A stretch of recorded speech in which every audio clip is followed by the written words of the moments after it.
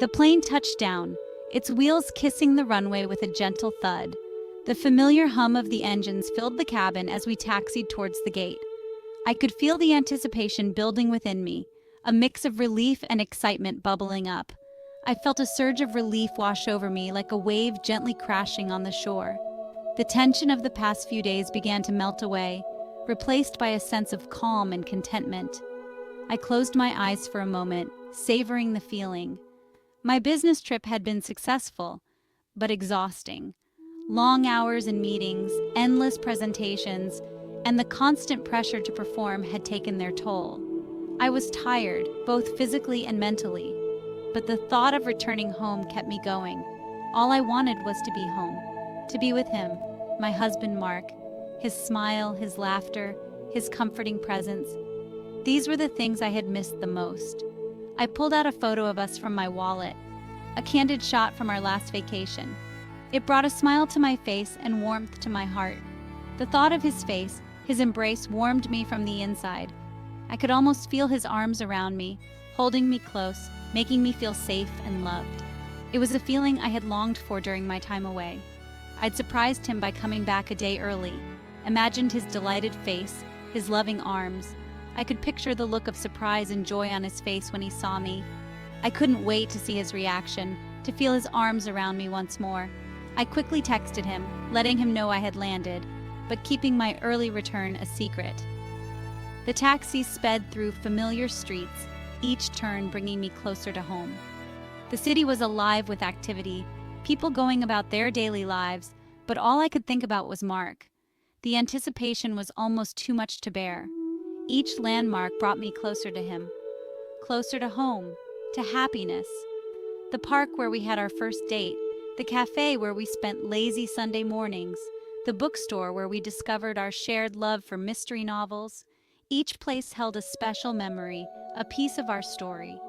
I couldn't wait to tell him all about my trip, the successful meetings, the new opportunities, the funny moments that had made me think of him. I wanted to share every detail, to hear his voice, to see his smile, to fall into his arms, to feel his warmth, his love, his reassurance. As the taxi pulled up to our building, I felt a rush of emotions, excitement, joy, love. I grabbed my suitcase and hurried inside, my heart pounding with anticipation. And then, there he was, standing in the doorway, his eyes lighting up as he saw me. I ran towards him, and as we embraced, I knew I was finally home. The house stood bathed in the golden glow of the setting sun. Picture perfect. The kind of scene you'd see on a postcard, with the warm hues of the sun casting long shadows and making everything look almost magical.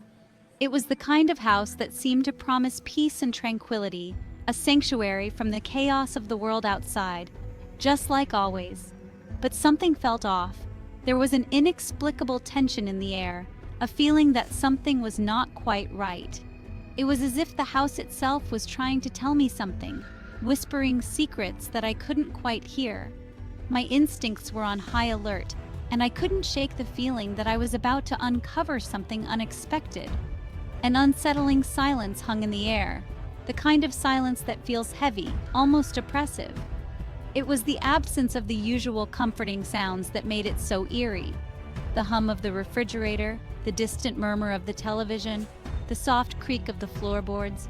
Instead, there was nothing but a void, a stillness that seemed to amplify my growing unease. I fumbled with my keys, my heart beating faster. Each jingle of the keys seemed louder than usual, echoing in the quiet evening. My hands were trembling slightly, a physical manifestation of the anxiety that was building up inside me. I couldn't help but wonder why I was feeling this way.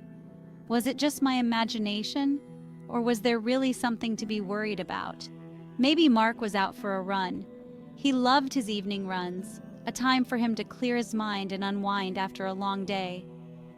It was his routine, something he rarely deviated from. The thought was somewhat comforting, a small piece of normalcy in an otherwise strange situation. He often went for runs in the evenings. It was his way of staying fit and healthy, a habit he had maintained for years. I could almost picture him now, jogging along the familiar paths, his face relaxed and focused.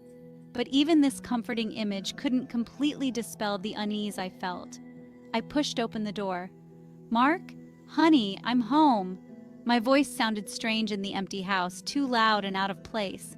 I waited for a response, hoping to hear his footsteps or his voice calling back to me. But there was nothing, just the echo of my own words fading into the silence. My voice echoed in the stillness. No answer.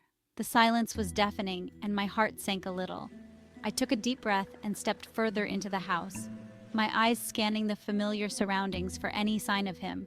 The unease was now a full-blown sense of dread, and I couldn't shake the feeling that something was terribly wrong. A low murmur drifted from our bedroom. Strange, Mark must be on the phone. I walked towards the sound, each step heavy with a growing unease. The bedroom door was slightly ajar. I peeked in. The sight that greeted me stole my breath away. My world stopped. Mark, my husband, in our bed, with her. Time seemed to stop. The air thickened, making it hard to breathe.